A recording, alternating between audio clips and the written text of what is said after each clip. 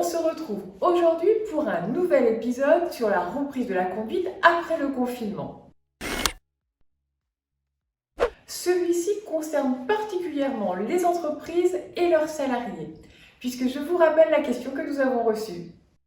Bonjour. Pour ma part, je dirige une entreprise de 50 salariés.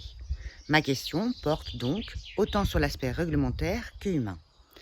Comment envisager la reprise et donc la reprise de la conduite ? Christophe, tu vas aujourd'hui aborder les aspects réglementaires. Je te laisse la parole. Bonjour, cette question de la reprise de la conduite est centrale. L'inscription dans le document unique du risque pandémique ne concerne pas que le risque routier, mais le risque routier ne pourra pas y échapper. Il me semble qu'il faudra distinguer deux types de véhicules.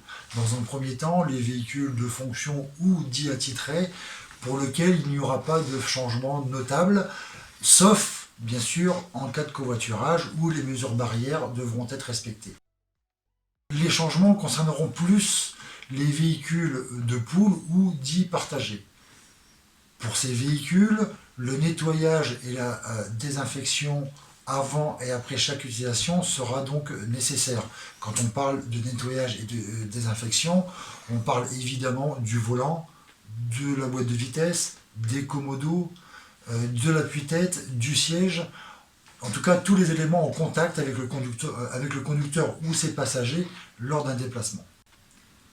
En plus de ces mesures, et suivant votre organisation bien sûr, pourquoi ne pas fixer un délai de non-utilisation du véhicule en suivant les recommandations sanitaires?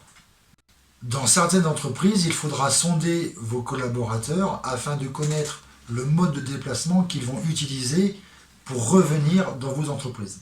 Ceci pour vérifier la capacité de vos parkings à accueillir un nombre accru de véhicules lié sans doute à la probable baisse du covoiturage entre collègues. De plus, il faudra prévoir, sans doute, l'afflux de moyens de déplacement autres que des voitures, vélos, motos, scooters, et prévoir une zone de stationnement.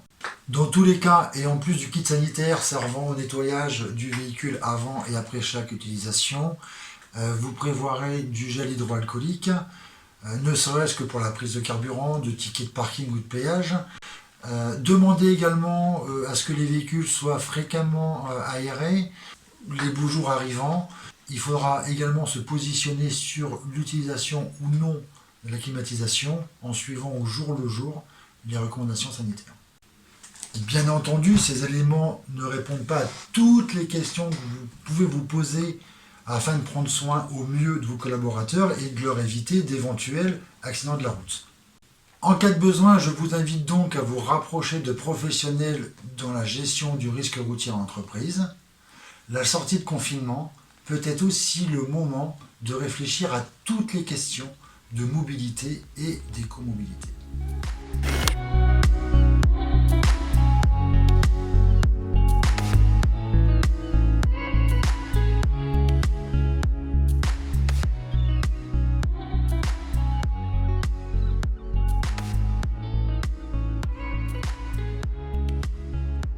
Merci Christophe, merci à vous.